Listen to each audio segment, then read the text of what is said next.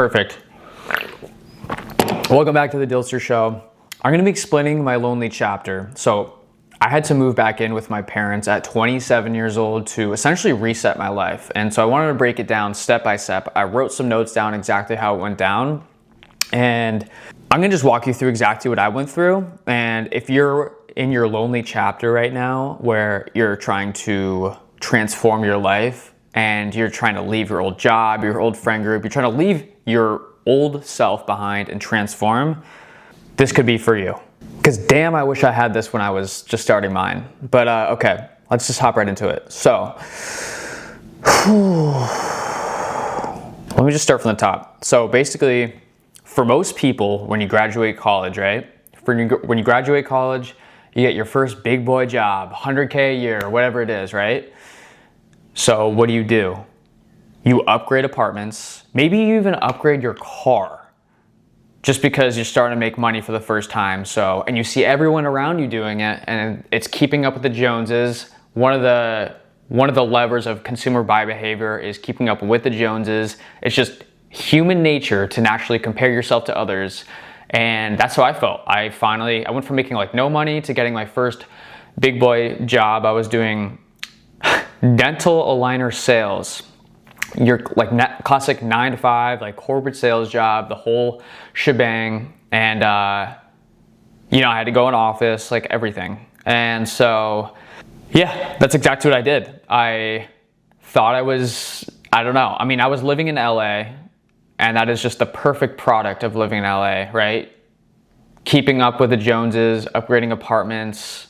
Yeah, so anyways, after about a year, but in my case 3 years, you get tired of doing the same fucking thing every weekend. Going out to the same bars, getting blackout drunk, and then having to wake up anxious, coming into your classic sales meetings every Monday, having to compare your numbers to other people, and then having the threat of getting fired looming over you every single day. That's how I felt. It was brutal. It was like way worse than school. So much worse than school.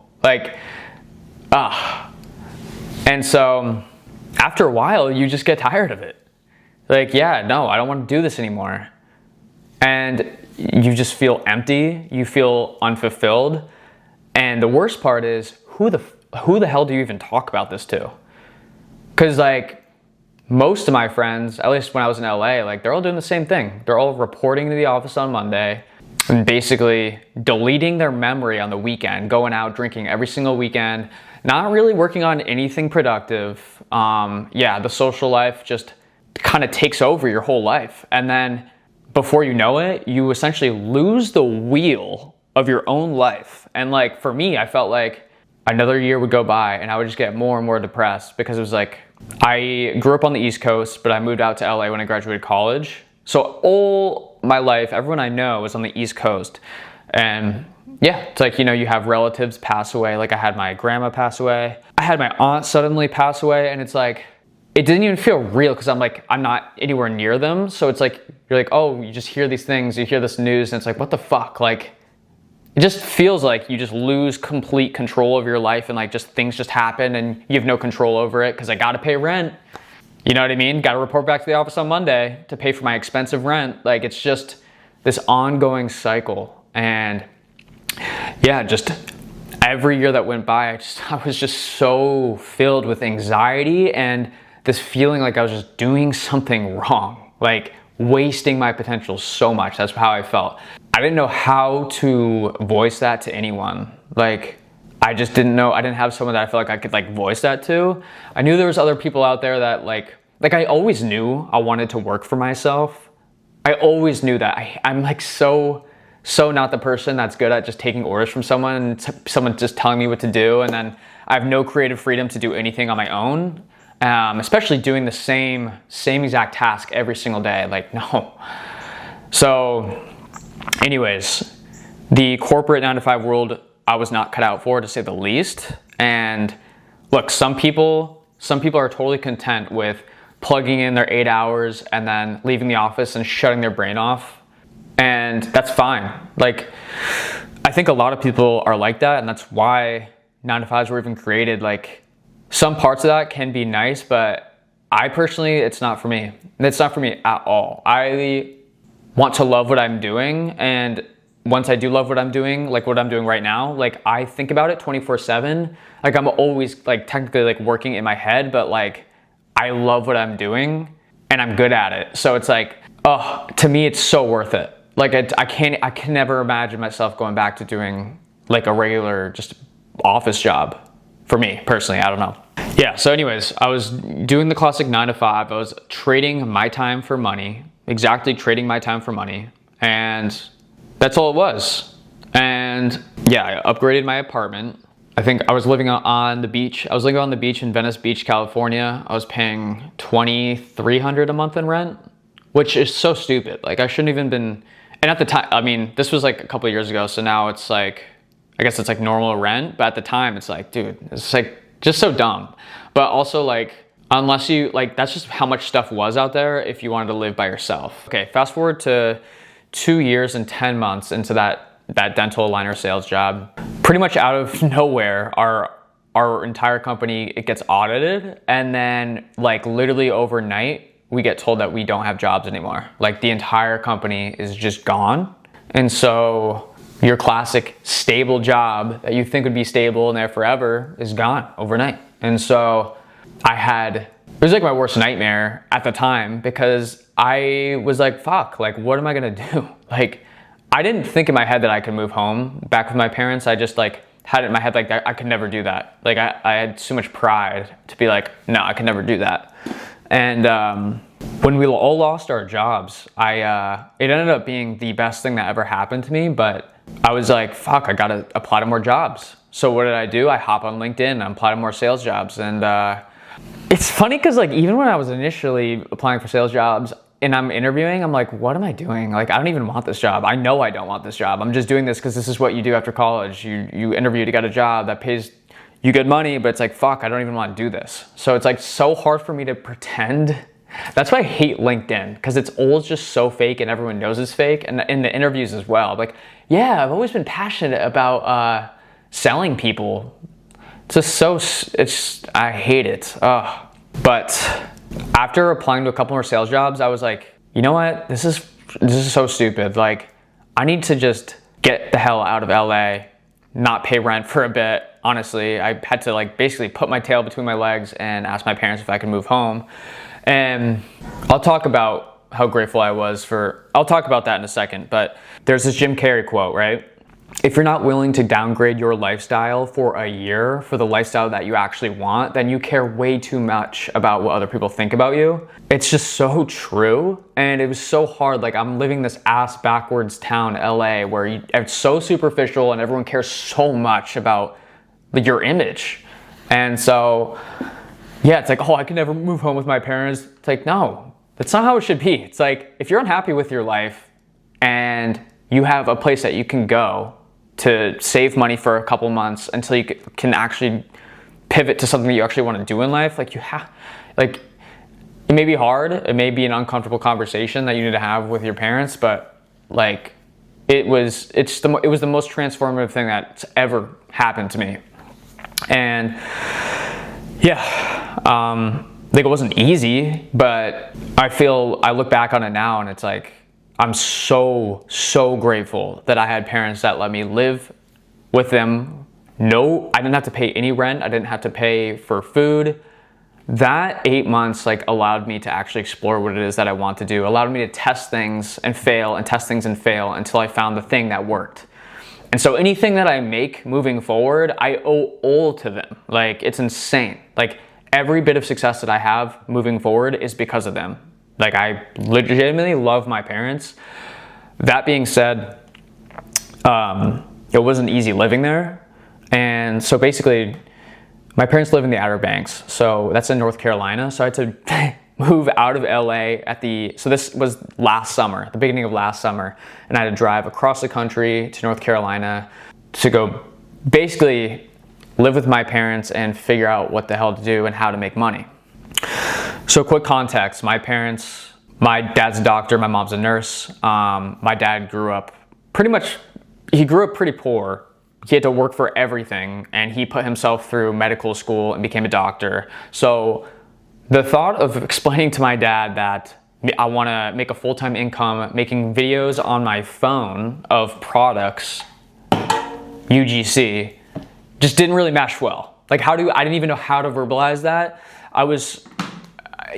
Like the communication between my parents and I, like while I was living there, was very minimal, and a lot of it was probably I was in my own head a lot, but I didn't want them to judge me. I didn't want them to doubt me, because I was already doubting myself so much. Like when you're in your entrepreneur journey, like you're gonna have so much self-doubt. So it's so important to put yourself in an environment where you're not hearing outside voices that are negative. Like you need to be around positive people, or if you can't, then you need to separate yourself entirely. And so that's why I feel like the lonely chapter is so much isolation, because no one can understand your vision like you can, right? So it's more beneficial for you to just do this on your own. Like you need to not ask permission. If you feel that what you're doing is the right thing, then that's where the isolation comes in. And that's where your true character is built, in my opinion. And like me now compared to me a year ago, it's entirely new person. I feel like I actually like became a man the past 8 months. Like it's insane. So when I was home living with my parents, I essentially locked myself in my bedroom for 8 months until I figured out how the hell to make money online. I had one goal moving in with my parents. It was that, how can I pay rent working for myself? And so I tested and I tried so many different things. I would say the first thing that I started to see online money with was YouTube. I made a Joe Rogan YouTube channel, and I tried to monetize the channel and make money from Google AdSense. And I made my first $1,000 through that, but it was fleeting. And I realized quickly that there was no way to make a full-time income doing that, at least the way that I was doing it. And it was also consuming so much of my time. I was manually listening to the podcasts and editing them myself. And I posted probably about 1,000 videos between Instagram, TikTok, and YouTube.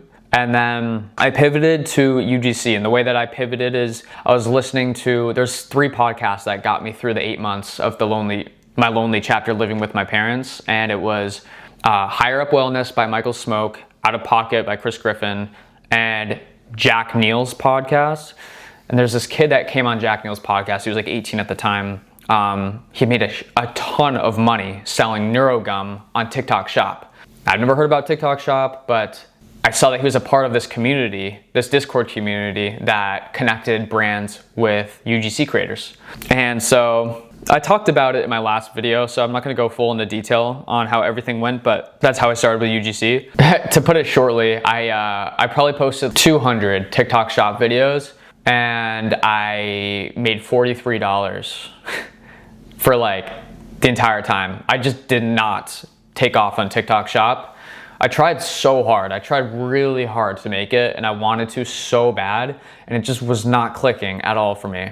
But I really felt like UGC was for me. In fact, I knew it was for me because these are the only 2 skills that I have. UGC is a combination of sales and video editing, and those are the only 2 skills I have. So I was like, I'm going to make this work. I don't know how, but during this time is when I heard about this website called Tribe. Lucas Proctor, the founder of Haas, scaled his own brand using Tribe, and he created Tribe. Tribe is his company. This kid, he's 24. At least he was 24 at the time. Tribe essentially is TikTok Shop for Meta. So, all right, for example, I can go on Tribe and I can look up, what is this, Poppy. I can request a free sample. They'll send these out in the mail for free. And then I make a video explaining how this Poppy drink positively impacted my life. And they will run my ad on Meta. And then I will get for every sale that my ad generates, I get commission on it. That's pretty much how it works. I'm gonna just fast forward. So anyways, I get in Tribe, I work with one brand, I make 80 videos for them, make $0. Again, keep failing. But I was like, fuck.